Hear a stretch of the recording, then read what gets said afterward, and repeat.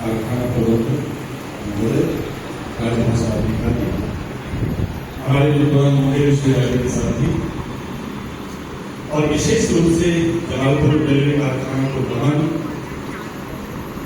इसलिए मेरी 4 पीढ़ियां जलालपुर रेलवे कारखाने में काम करती है। मेरे परदादा, दादा, चाचा और अभी वर्तमान में मेरे जो सबसे छोटी से भाई है वो भी रेलवे में, इसलिए मैं सबसे पहले रेलवे को नमन करता हूँ। राजभाषा अधिकारी जिन्होंने भी मुझे मौका दिया और हिमालय जी ने हमें फोन कर आमंत्रित किया, उन्हें भी मैं धन्यवाद देता हूँ। सवाल जब हम प्रेमचंद पे करते हैं तो प्रेमचंद के सवाल समाज से हटाते हुए संस्कृति को दिखाते हैं और मेरा सवाल जीवन से जुड़े हुए सवालों से किस तरह से प्रेमचंद टकराते हैं, संस्कृति को किस तरह से आपस में समेटते हुए एक नई दिशा देने का प्रयास करते हैं। मैं कोशिश करूंगा कम से कम समय में आपको उन बातों से अवगत कराऊं जिनसे भी प्रेमचंद हमें अवगत कराना चाहते थे। आप कल्पना कीजिए कि उनका जन्म 31 जुलाई 1880 को गुलाम भारत में पैदा होते थे और उनकी मृत्यु 1936 में होती है। आप गुलाम भारत में पैदा होते हैं, गुलाम भारत में मरते हैं, लेकिन उनके विचार आजाद थे और उन आजादी बातों को जब वो सोचे वतन में लेकर आते हैं जिसको कि अंग्रेजी सरकार ने उसे जब्त किया। सोचे वतन का मतलब होता है देश का दुख दर्द, और जिस दर्द को उन्होंने हमारे सामने रखा वह उस जमाने की ही नहीं, आज भी हमारे सामने काबिज है। विशेष बातों पर डॉक्टर चंदन जलालपुर कॉलेज जलालपुर और अपनी हंसी में है वो उसकी बात करेंगे, लेकिन आपसे जुड़ी हुई कुछ बातें हैं जो कि आज कहीं कहीं आप उसका सामना कर रहे हैं, फेस कर रहे हैं, उसको 1932 में प्रेमचंद अनुभव कर रहे थे। आप जितने भी यहाँ पर रेलवे कारखाना में काम करने वाले लोग हैं, अगर आप अपने बच्चों की पढ़ाई को अगर आप देखें, मैं भी इसे बात शुरू करूंगा कि पढ़ाई को लेकर क्या आप चिंतित हैं? जरूर चिंतित हैं। जहां तक पढ़ाई की व्यवस्था को लेकर के, मैनेजमेंट को लेकर के चिंतित है, तो उस पर कर्मभूमि में प्रेमचंद एक सवाल उठाते हैं और मैं उसको कोट करना चाहता हूँ आपके सामने में, जो कि आपके जीवन से जुड़ी हुई महत्वपूर्ण बातें हैं। शुरू जहां से करते हैं कर्मभूमि का प्रयास आप हैं, क्योंकि आपको हो सकता है कि अपने गाँव से फुर्सत नहीं हो, लेकिन हम जैसे जो प्रोफेसर हैं उनकी ये जिम्मेदारी है कि जो लेखक लिख करते हैं उसे हम कैसे आप तक पहुंचाएं, और जब आप तक वह पहुंचेगा तो मुझे पूरा विश्वास है कि प्रेमचंद के अच्छे साहित्य को भी आप पढ़ना जरूर शुरू करेंगे। प्रेमचंद कर्मभूमि में लिखते हैं, हमारे स्कूलों और कॉलेजों में जिस तत्परता से फीस वसूली जाती है, शायद बाल गुजारी भी उनकी शक्ति से नहीं वसूली जाती। महीने में एक दिन नियत कर दिया जाता है, उस दिन फीस का दाखिला होना अनिवार्य है। या तो फीस दीजिए या नाम हटाइए, या जब तक आप फीस का दाखिला न हो रोज कुछ न कुछ जुर्माना दीजिए। कहीं कहीं ऐसा भी नियम है कि उसी दिन फीस दुगनी कर दी जाती है और किसी दूसरी तारीख को दुगनी फीस न दी जाए तो नाम काट दी जाती है। जिस तरह से आज शिक्षा व्यवस्था है, शिक्षा व्यवस्था को जिस तरह से निजी कंपनियों के हाथ में सौंप दिया, मैं वो संस्थान नहीं कहता, आपके बच्चे जिस संस्थान में पढ़ते हैं आप देखेंगे कि आपके कमीज के बटन से लेकर के जूते के लेस तक को वो बेचते। किताब क्या होनी चाहिए, कापियां क्या होनी चाहिए, उसकी हम वो दुकान खुली हुई है और वो दुकानों की चर्चा प्रेमचंद अपने साहित्य में करते हैं। सवाल ये है कि प्रेमचंद 1932 में आखिर क्यों वो शिक्षा की बात कर रहे थे? एक तरफ डॉक्टर अम्बेडकर कह रहे थे शिक्षित बनो, संघर्ष करो और संगठित करो, दूसरी तरफ प्रेमचंद जैसे साहित्यकार ये कह रहे थे कि आप अपने बच्चों के लिए आप क्या कर सकते हैं। शिक्षा इतनी महंगी हो गई कि क्या आपको लगता है एक सरकारी कर्मचारी अपने बच्चों को अच्छी शिक्षा दे सकते हैं? मैं 2-3 उदाहरण दूंगा। मैं भी यूनिवर्सिटी वहां के बच्चों को देखा, वहां की सुविधाओं को देखा। उससे पहले ऑक्सफोर्ड यूनिवर्सिटी लंदन देखा, उसके पहले फ्रांस पेरिस यूनिवर्सिटी को हमने देखा, लगभग विश्व के 10-20 देशों को हमने देखा जहां पर की शिक्षा व्यवस्था एक ऐसी व्यवस्था है जो कि सरकार की वाली। लेकिन आज कहीं कहीं हम उसमें पिछड़ते जा रहे हैं और प्रेमचंद ने आगाज किया कि अगर आपने समय रहते शिक्षा व्यवस्था को नहीं सुधारा तो आपके यहाँ लिटरेट लोग, डिग्रीधारी लोग तो होंगे लेकिन पढ़े लिखे लोग नहीं होंगे। ध्यान दीजिए, शिक्षा ज्ञान जो है हमारे शिक्षा का जो है स्रोत है, लेकिन चेतना क्या उपलब्ध कर रही है। आप चेतनशील हैं, आप दिन भर यहाँ दुआ लगाते हैं, हमारे दादा यहाँ दुआ लगाते रहे, हमारे चाचा यहाँ दुआ लगाते रहे, लेकिन उन्हें एक चेतना थी कि हमें अपने बच्चों को पढ़ाना है और नमक रोटी खाकर उन्होंने हमें पढ़ाया और हमें प्रोफेसर बनाया। अब कल्पना कीजिए कि हमारे 12 भाई में वो लोग अपने पसीने से 10 को इंजीनियर बनाया, मुझे प्रोफेसर बनाया। ये जो सब की शक्ति है वो तब संभव हुआ जब शिक्षा व्यवस्था में फीस कम थी। मैं जेबी में पढ़ा, 700 रुपए में आप कल्पना कीजिए कि मैं वहां जाकर के पढ़ रहा था। जेबी में पढ़ाई सस्ती थी, इसीलिए मैं पढ़ पाया। अगर वो फीस ज्यादा होती तो शायद मैं पढ़ाई नहीं कर पाता। हमारे 10 भाई इंजीनियर बनने की बात को छोड़िए, यहाँ पर वहाँ कमाने लायक भी नहीं होते। कहीं वो क्या करते हैं जो अप्रेंटिस का भी वो फॉर्म भरने लायक नहीं होते। हमारे जैसे गरीब परिवार से लोग तब यहाँ तक आप मुझे शिक्षा व्यवस्था में जो चीजें मौजूद थी वो फीस कम थी। और ऐसा नहीं कि स्कूल की फीस और स्वास्थ्य को अगर आप जोड़ दीजिए तो मुझे लगता है कि जो सरकारी कर्मचारी उसके पास में वो रुपये खाने के लिए बिना बचे। आगे समाज व्यवहार लोगों के पास जाना होता है। मैं रेलवे कारखाने के एक कर्मचारी से मिला, वो कह रहे थे कि भाई जब भी लगन का मौसम आता है तो मेरा वेतन आधा बढ़ जाता है। सभी जगह मुझे नेता पत्ता में जाना होता है और उस बात को लेकर के जो हमारे जो कारखाना अध्यक्ष प्रबंधक ने जो बात कही नमक की धरोहर की, वो आप ईमानदारी भी बरतते हैं तो फिर वहां पर जो बंसीधर है उसके पिता कहते हैं बेटा ये जो नौकरी से जो वेतन मिलता है वो पूर्णमासी का चांद है, वर्कर तो वो भी आमदनी में है। आप ये बताइए रेलवे कारखाना और प्रोफेसर में वो भी आमदनी कहां से होगी?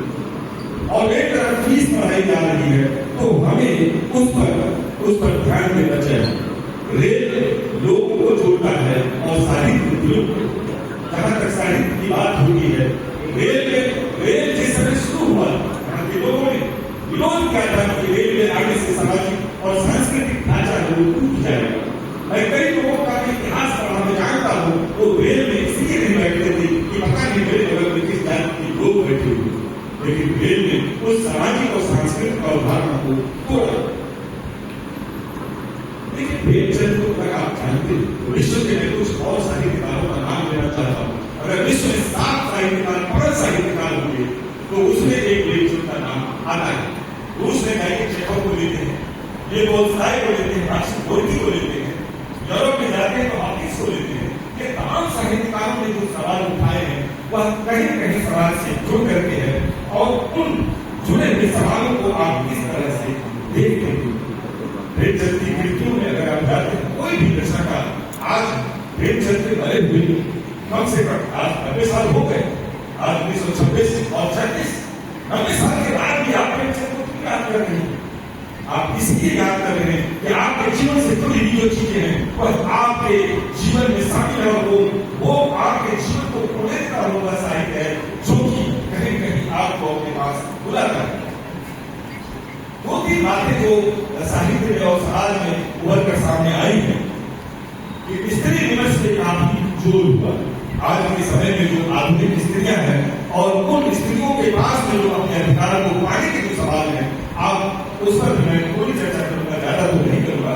लेकिन अगर आप रूठी रानी एक उपन्यास है, वह उपन्यास शाहजहां के समय की वस्तु स्थिति को दर्शाता है और उसमें एक पात्र रुबेदा है और जिसके पति का नाम मालदेव है।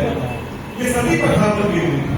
आप जानते हैं कि भारत में पति के मरने के बाद स्त्रियों को उसी के साथ जला दिया जाता है। 1829 में सती प्रथा के विरोध में कानून बनी और उसके बाद सती प्रथा निषेध कानून पास हुआ। स्त्रियों को विधवा पुनर्विवाह करने का अधिकार नहीं था।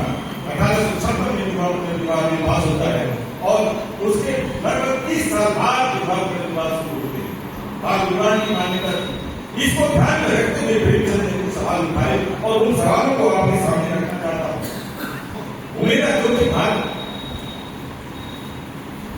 बालदेव की पत्नी थी और बालदेव जो है युद्ध में शहीद हो जाते हैं। अब उस समय जो सती प्रथा के जो कानून थे, चूंकि पति को युद्ध में शहीद हो गए, उनके शरीर का पता नहीं, लेकिन उमेदा को उसकी पत्नी के साथ सती होना पड़ता है। अब आप एक सवाल उठाएंगे कि दूसरी रानी ये कभी अपने पति से बात नहीं करती उमेदा और अपने पति की पत्नी पूरी व्यक्ति को सती हो जाती है। उसी में भाभी उसकी दासी है, वो ज्योतिषी के पास जब वो जाती है उमेदा, तो ज्योतिषी कहता है कि रानी थी कि आपके हाथ की जो जीवन रेखा है वो तो बहुत कमी है, यही का भी सवाल होता है और वो करती है ज्योतिषी को कितना बड़ा झूठ बोल रहे हो। उमेदा के हाथ के जीवन की रेखा उमेदा के जीवन में नहीं बल्कि मालदेव के जीवन से जुड़ा हुआ है। जिस दिन मालदेव मरेगा उस दिन उमेदा की सती होना होगा। स्त्रियों के जीवन से जुड़े हुए सवालों को प्रेमचंद दूसरा वो उपन्यास है प्रेमा जो कि विवाह पर केंद्रित है, उसमें भी जो एक कोटेशन है उस कोटेशन को भी मैं वो करना चाहूंगा कि आपको अगर फुर्सत मिले तो साहित्य से जुड़िए। मैं इसलिए कहता हूँ कि साहित्य से जुड़िए, जब समाज भटकता है तब साहित्य ही उसे दिशा देता है। इसलिए मैं कहता हूँ कि भारतीय सांस्कृतिक परंपरा में दो ग्रंथ बहुत महान है, एक रामायण है, दूसरा महाभारत है। आज की परिस्थितियां क्या है? जब रामायण देखते हैं, राम और भरत का मिलाप देखते हैं तो दोनों भाई आंखों में आंसू लिए हुए होते हैं, लेकिन जब वो रामायण के बाद जब सड़क पे आते हैं तो फिर दोनों लगभग लगभग करके एक दूसरे का सर फोड़ देते हैं। देखते रामायण है और जीते महाभारत है। यह परंपरा आप बड़े भाई जब आप पढ़ेंगे तो उसके आप देखेंगे कि एक भाई की जो समझता है छोटे भाई और बड़े भाई के बीच में प्रेम को प्रेमचंद कैसे दिखाते हैं। सवाल ये उठता है कि साहित्य जीवन की कसौटी है या जीवन की आलोचना। आप देखेंगे कि प्रेमचंद ने समाज की आलोचना की, जीवन की आलोचना की है, तो आपके जीवन में घटित हो रहा है उसको वो प्रेमचंद अपने साहित्य में दिखाने का प्रयास करते हैं। सवाल उसने एक जगह प्रेमा में वो कोट करते हैं। मैं पहले रूठी रानी में हमारे यहाँ की बेटी बिना सीखों की बाल रूठी रानी में प्रेमचंद कोट करते और अभी भी ऐसा नहीं कि हमारी बेटी को सीख निकल आया है, अभी भी वो प्रताड़ित होती है और एक दिन में 3 तरह की घटनाएं होती हैं जिसमें कि वो हरी मांग मर जाता है। अभी ऐसा नहीं कि दहेज का दानव हमारे समाज से छूटा है। और प्रेमचंद के उपन्यासों को अगर आप पढ़ेंगे तो आप पाएंगे कि निर्मला सरस्वती जैसे उपन्यासों में जो भेद का बेशक करती है घर से निकलती है, वो इसलिए दहेज का काटन उसके पीछे पड़ा हुआ था। उनके पिता के पास में इतने पैसे नहीं थे तो पैसा वो दहेज दे सकते। क्या आज आप दहेज दे सकते हैं? अगर किसी भी लड़की की नौकरी चपरासी की होती है तो आप कई समाज में पूछिए कि बिना दहेज का शादी करेगा? हैरान की लगा हुआ है। हमारे एक मित्र प्रोफेसर बने बोले कि तुम्हारा डेट क्या है? पूरा डेट करो। आप कल्पना कीजिए कि क्या रेलवे कर्मचारी एक प्रोफेसर से शादी कर सकता है? लेकिन इसमें प्रेमचंद मूल्य उठाते हैं और साहित्य में लिखते हैं और लिखते हैं कि केवल दहेज ही नहीं, भारत की समस्या केवल दहेज नहीं है बल्कि जाति व्यवस्था पर जब वो प्रश्न करते हैं कि इसमें प्रेमा में जो कि उसमें जो विवाह होते हैं वो 2 जातियों के बीच होते हैं और वहां पर लिखते हैं कि जो देश जाति के नाम पर बिक गया उसके दिल में किसी दूसरी चीज की जगह नहीं बन पाई। प्रेमचंद 1936 में नहीं करेंगे, लेकिन वो आज 26 में दिशा दे रहे हैं और उस दिशा को आप कैसे देखते हैं? एक जगह मैं थोड़ा भूमि को आपके पास लाना चाहूंगा कि लोग गोदान में बहुत चर्चा करें और गोदान भी जो है ऐसी जिसमें कि होली हमारे प्रबंधक महोदय ने बहुत अच्छा दिशा दिया है सेमिनार को या इस को आगे बढ़ाने का। गोदान उपन्यास का नाम है और कल्पना कीजिए उस समूचे उपन्यास में कहीं होली गोदान नहीं कर पाता। एक किसान जो गोदान नहीं कर पाता, जो गाय पाल सकता है, हमें भोजन दे सकता है और जब उसकी मृत्यु होती है तो उसकी पत्नी कन्या कहती है कि मेरे पास में कुछ नहीं है, कल इस खाने की सुंदरी बेची थी, आप इसी को गोदान समझो। और गोदान की परंपरा को किस तरह से प्रेमचंद प्रश्नवाचक चिन्ह लगाते हैं। मैं उसमें शायद चंदन जी बात करेंगे, जहां तक मुझे लगता है भारत की प्राथमिकता जो जंजीर है, जब अंग्रेज नहीं थे, ध्यान रखिए, हमारे यहाँ हमने खुद अपने बालों में जंजीरें बांधी हैं, और वह जंजीर कहीं कहीं हमने अपनी महिलाओं को और जाति व्यवस्था की जो जिम्मेदारियों की लोग थे उसे भी हमने दरकिनार किया है। वह कैसे? देखिए वहां पर कोट करते हैं, समरकांत उसमें एक पात्र है भूमि में, अंग्रेजों के यहाँ रंडियां नहीं, बहुपेटियां नाचती है, जैसे कि चमारों में होता है।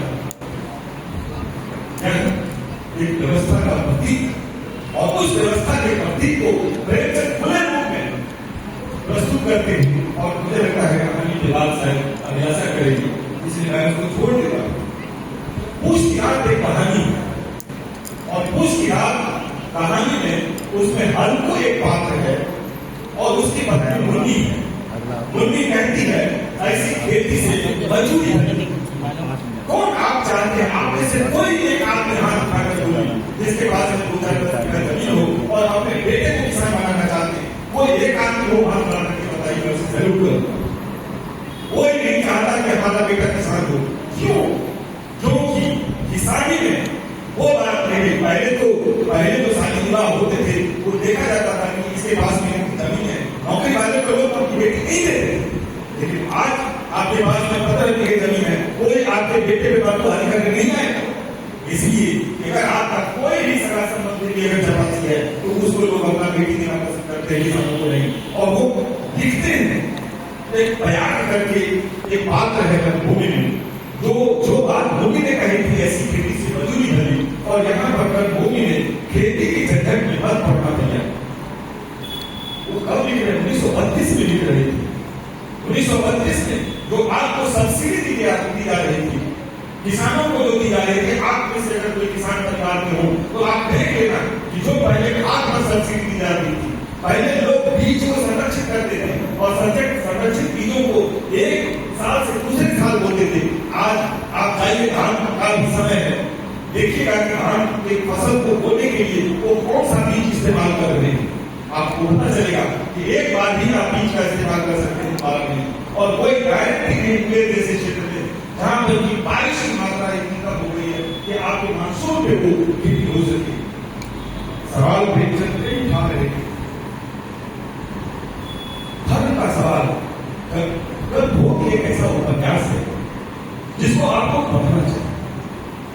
मैं इसको नहीं कई बार पढ़ा हूं, और इसको पढ़ते हुए जो हमने देखा कि ग्रामीण भारत की समस्याओं को ही नहीं बल्कि शहरी जीवन की समस्याओं को भी जिस तरह से गोदान में उदाहरण किया है, लेकिन इसमें खंड खंड में प्रेमचंद के भूमि में सही में अगर प्रेमचंद के साहित्य को, अगर साहित्यिक कर्म को देखा जाए तो मैं गोदान से ज्यादा भूमि को मानता हूँ। यह आलोचना का विषय है, साहित्य की वजह से बात अलग है। भूमि में लिखते धर्म की क्षति जिस अनुपात में होती है उसी अनुपात में आडंबर में वृद्धि होती है। आप जाइए सुल्तानगंज से लेकर देवघर बोल का गाना है, और उनके साथ कुछ चलिए, देखिए क्या वो खाते, क्या पीते, कैसे रहते हैं। भक्ति का एक तरीका क्या वो सही है, और अगर वो सही है तो फिर उसमें गलती ढूंढने वाले कौन थे? मैं पहले भी कहा कि जब समाज भटकता है तो साहित्य उसे दिशा देता है। आप जाइए वहां पर कहीं भी जाइए, और जिस तरह से कोई अलग बात उसी में मंदिर प्रवेश की घटना का जिक्र आता है, तब वो भी पढ़ी। मंदिर प्रवेश में सभी यात्रियों को मंदिर में प्रवेश की अनुमति नहीं थी। याद रखिए, कलाराम मंदिर का प्रवेश डॉक्टर अम्बेडकर ने जिस तरह से लड़ाई लड़ी थी उसको देखा, और ब्रह्मों उपन्यास में मंदिर प्रवेश को लेकर के जिस तरह से वहां के अछूतों और पिछड़ों ने लड़ाई लड़ी, वहां पर मारे गए सब उठे, और यही करते हैं धर्म को लेकर दोबारा वो सवाल उठाते हैं। उसी में एक महंत आसाराम गिरी एकदम भागाल पड़ा हुआ है, किसानों के पास खाने की रोटी नहीं है, और हमारे काम उसका मुख्य बात है, वो जाता है आसाराम गिरी के आश्रम में। एक तरफ किसानों के पास रोटियां नहीं, और दूसरी तरफ जो आसाराम गिरी के आश्रम में जाता है तो वहां पर दूध की घटा बड़ी होती है, बड़े बड़े भोले बाबू में, और ऐसा लगता है कि वह धर्म का स्थान में किसी राजा का किला हो।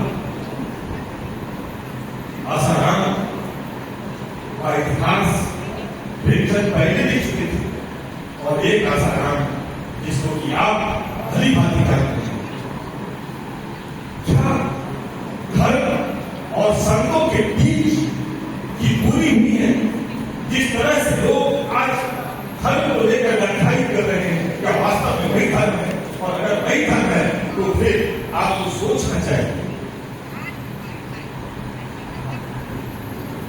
महंत मैं एक कोशिश जरूर करता हूं, महंत को उत्सव मनाने को रुपए चाहिए, हाकिमों को बड़ी बड़ी तलब चाहिए, उनकी तलब में कमी नहीं हो सकती, वे अपनी साथ नहीं छोड़ सकते। तुम मरो या जियो। आज भी आप केवल वस्त्र ये छोड़ दीजिए, कोई ऐसा धार्मिक वस्त्र पहनिए, आप भूख नहीं बने। ये तो गारंटी मैं नहीं सकता। और एक आध साल के बाद सोच रहा हूँ कि प्रोफेसर में क्या होगा, मैं भी ये छोड़ करके कुछ और पकड़ लूं, क्योंकि बहुत सारे कलाकार जो कल तक शायद पढ़ रहे थे आज वो कथा बांट रहे हैं, और आप उसको बड़ी बात जानते हैं। आखिरकार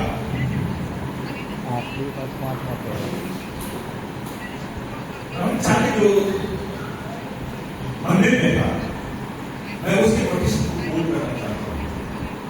ब्रह्मचारी क्या कहता है? यहाँ भगवान की कथा सुनने आते हैं या धर्म भ्रष्ट करने आते हैं? ये सारे प्रोटेक्शन सर भूमि से मैं बोल रहा था, मेरे नहीं है। यहाँ भगवान की कथा सुनने आते हैं या धर्म भ्रष्ट करने आते हैं? बाकी जहां जिसे देखो गुस्सा चला आता है, ठाकुर का मंदिर नहीं हुआ जैसे सराय हो गए। एक प्रोटेक्शन बहुत वोट करते हैं, जिस धर्म की रक्षा गोदियों से हो उस धर्म में सत्य का लोप हो जाएगा। और इसके आगे कहते हैं मंदिर तो इतने हो रहे हैं कि पूजा करने वाले नहीं। प्रेमचंद आखिर धर्म, शिक्षा, कर्मकांड और जिस बात को लेकर मैं बहुत बहुत धन्यवाद देता हूँ मुख्य कार्यक्रम का प्रबंधन कि उन्होंने नमक से बात शुरू की थी। नमक का दारोगा कोई बंसीधर नहीं बनना चाहता, हर कोई कुछ न कुछ चोरी करना चाहता है। प्रोफेसर हो, डॉक्टर हो, इंजीनियर हो, हर कोई एक मजदूर आपके यहाँ काम करने आता है 500 रुपए रोज के, और आप उसका हड्डी तोड़ करके चाहते हैं कि उसे निकाल दें और मेरा जो है पूरा काम करें। लेकिन जब हम कॉलेज में जाते हैं, जब हम कारखाना में जाते हैं और कहीं भी जाते हैं, तो फिर हम ये चाहते हैं कि हम कितना ढंग से काम करें। नहीं काम करने के लिए 8 घंटे लोग मेहनत करते हैं, नहीं काम करने। ये तो हमारी प्रवृत्ति है, क्या हम इसे बदल सकते हैं? प्रेमचंद की जयंती पे जिस तरह से हम इकट्ठा होते हैं, उन सभी मित्रों को, साथियों को और आपको, हमारे पूर्वजों, हमारे चाचा, हमारे दादा, उन्हीं वही जगह पर काम करते हैं। मैं भी हम इसका मतलब देखने आता था, कीड़ा और सेब पता की जगह का खा करके जाता था। आज मैं 88 के बाद आया, क्योंकि 91 में मैं जेल चला गया और वही 27 साल रह करके पढ़ाया। और जब मुझे वाले जी ने कहा तो मुझे लग रहा था कि कब मैं जमालपुर कारखाना पहुंचूं और अपने पूर्वजों की हड्डियां, उनके पसीनों को नमन करूं। और आपको बहुत बहुत नमन। रेलवे तरक्की करे, मैं ये चाहता हूं कि रेल दुनिया का सबसे बड़ा एक अभियान बने, और हमारे मुख्य कारखाना प्रबंधक से आग्रह है कि आप इसी तरह से अपने आशीर्वाद देते रहें। प्रेमचंद जयंती पर आप सभी को बहुत बहुत धन्यवाद और शुभकामनाएं।